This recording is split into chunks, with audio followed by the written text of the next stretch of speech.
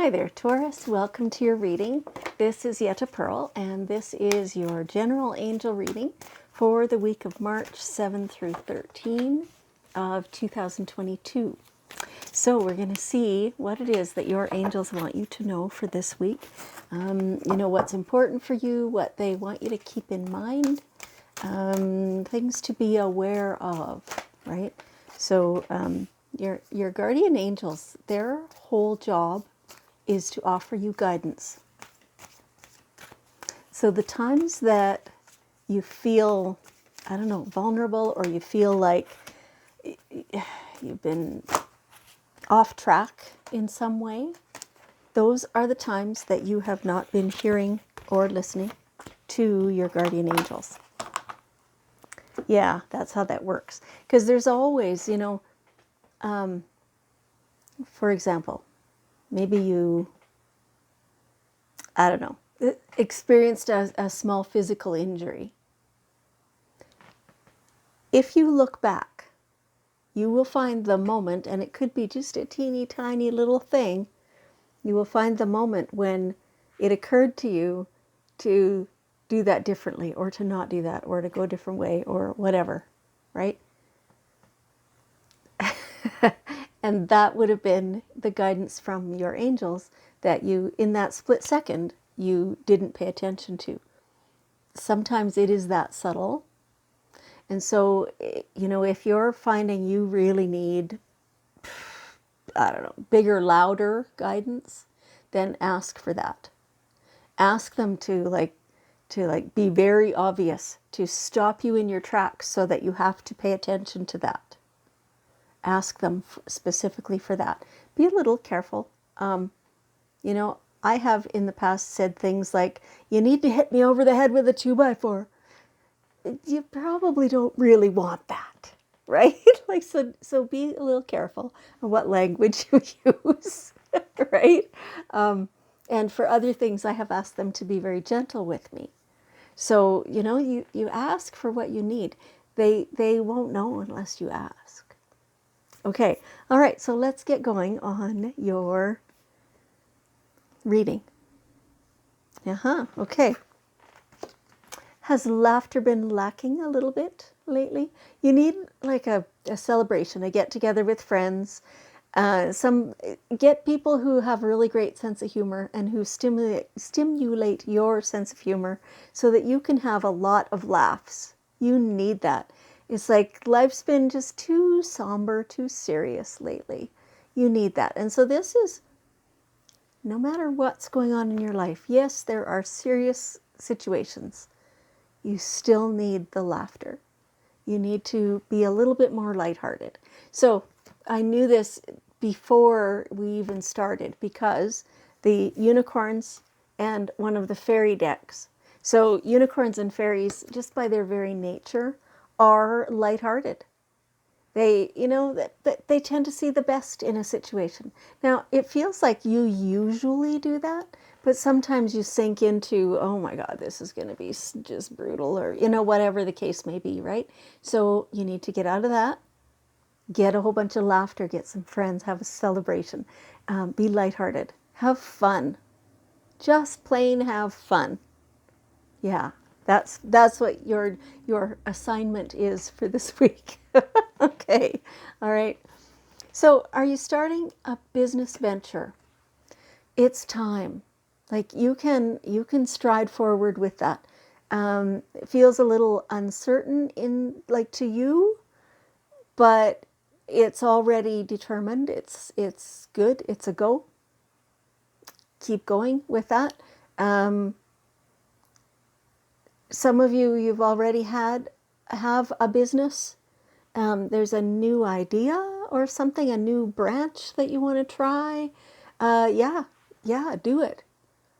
It'll be beneficial. It might need some thinking through, how to actually handle it or whatever, something like that, how to enact it, how to do the paperwork for it, something like that, in order to make it actually more beneficial.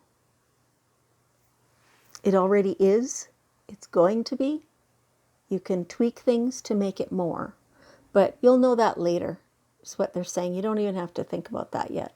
That's for later.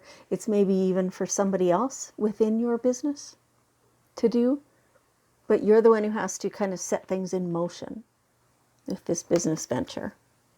Yeah, it's definitely a group effort, right? So, and everybody has their part, and each part is equally valuable.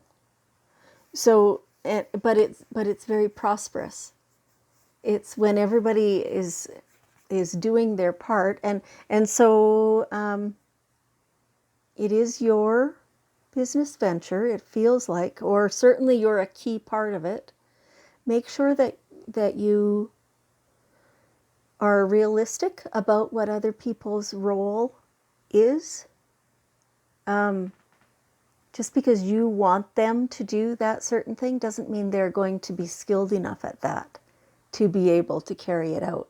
So you'll need to check in with people and see, is this something that you feel you can or want to handle?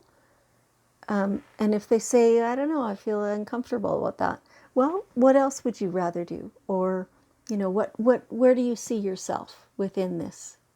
And find out, because if it's somebody else saying to you, you have to do this thing, this whatever, and you have to do it perfectly by this date, and that's how it's got to work.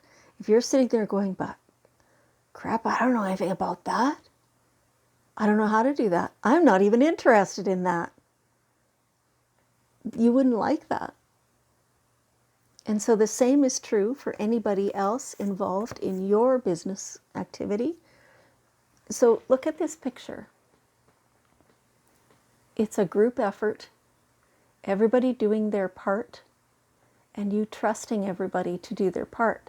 But you have to find out from them first what they see their part as. Yeah. So a certain amount, if it's a paid employee, yeah, you can tell them this is what you need to get done, right?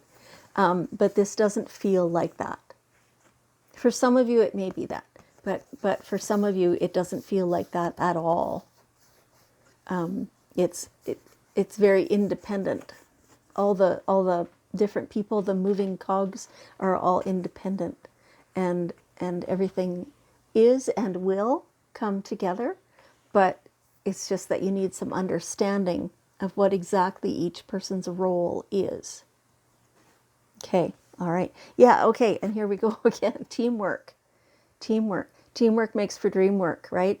When everybody's working together and is on the same page, stop beating around the bush. They're just saying, you've been saying things kind of vague so that maybe, they don't quite get what you're saying, or you're going behind their back somehow. You're not being, face on saying exactly what it is you want and need. Right? That's all you can do is communicate what your needs are.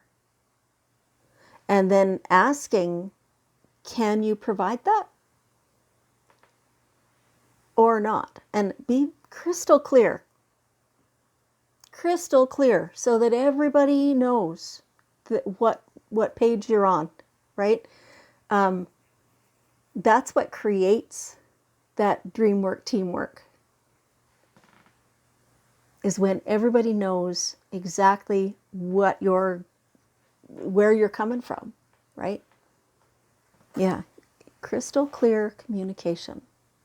Face on. That's the key to that. All right. Okay. So we have your love life here, and it feels like, honestly, all the pieces of your life are so intertwined, which they should be. Your business life, this teamwork that we were just talking about, is intricately involved with your love life. Somehow, now it's possible your life partner is a part of your business venture as well. So that's maybe how that is intertwined. Or it's somehow there's more connection there. And part of you thinks that those should be separate, but they're just not. So get used to that all the parts of your life are intertwined with each other. So this is a respect thing. So when you, it feels like up until so far, you have considered your life partner to be maybe not as knowledgeable as you about certain aspects of this business that you want to advance, or something like that, oh, well, they just don't know, so I'll have to do that too. That is, number one, it's incorrect. Yes, they know different things. No, they don't know everything that you know, but you also don't know everything that they know. And so the more that you can fully embrace that, understand that you don't know everything, and that this person is really brilliant, then your love life will improve as well. Some of you, like I'm hearing you say, well, it's okay how it is. It can be brilliant.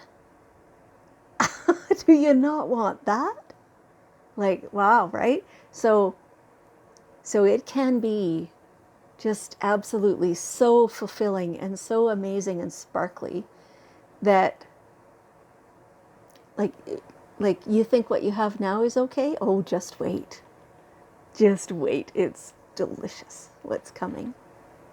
Okay? And that's as soon as you bring to the fore all the respect that other person, by their knowledge, by their self, that person deserves all that respect and regard. Okay. All right. So make a decision. It's time to clearly make a decision about what you want. So it feels like it's like a list as to like priority, because there's a lot of things that you want. So make a decision as to what's first. There's like you've been kind of going back and forth and back and forth. There's something that, yeah, and you're going to do all these things. Nothing's going to be left out. You don't have to drop anything. It'll just be which comes first. And that's for different reasons. So they each take some resources that maybe you don't have enough resources for everything all at once. You sure don't have enough attention for everything at once, or time. So it's fine that there aren't enough resources for everything. There will be when the time comes. So make your choice as to what's going to be first, and you'll do that, and you'll concentrate on that and do it. And then when the time comes for the second thing on your list to be done, then you'll have everything in place for that. Everything just feels very magical, falling into place. Feels really good. Okay. Now, affirmations. Do you use affirmations? Not everyone does. Not everyone likes them. Some people really enjoy them and find them very valuable. And so if you do, so this card, they're saying it's not really necessary to change how you believe about this or stuff. If you don't think that affirmations are valuable to you, then that's fine. But if you do, if you have even a desire to experiment with it, then now is a good time to do that. So you want to, there's so many ways to choose affirmations, to do them. Look up on, I don't know, YouTube or online somehow, somewhere, that how to do affirmations, what to do beforehand, all that stuff, and give it a try. And, choose the one that resonates the most with you, right? And give it a try. See how that works for you. In general, if the formal affirmations and, the timing and all that stuff, if that doesn't appeal to you, then what this means in general is to keep in mind what you want and to talk about that in a positive sense. So this is kind of like I was saying earlier about I think that was that in this video? When I was saying that sometimes I ask the angels when they're giving me messages to knock me over the head with a 2x4. Well, be careful, this is what the affirmations are about, right? So when you use that language, they're trying hard to fulfill that actual language, right? So your affirmations need to be worded in a way that will bring you what you actually want. Instead of saying, oh, no rain today, no rain today, say beautiful, clear blue skies, right? Whatever you're focusing on is what's going to come to you.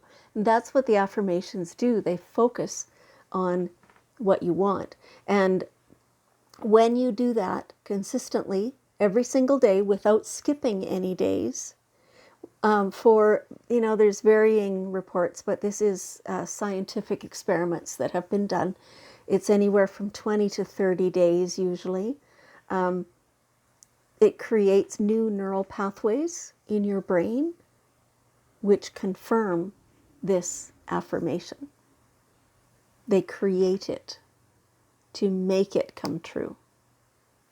That's how that works. So keeping your mind on the prize, that's how you attain it. Okay, so here we have the daily guidance cards. We'll see what's one last bit of wisdom that your angels want to offer you. And there it is. Yeah, joy. Joy. So it goes right along with this laughter at the beginning. Joy. Take every moment to feel joy. Stop and savor the little things. When you get home and your child looks up to you with a big smile, just stop and treasure that. Feel joy in every moment that you possibly can. Okay. Thank you so much, Taurus, for joining me. I appreciate you and I love you, and I will see you next week.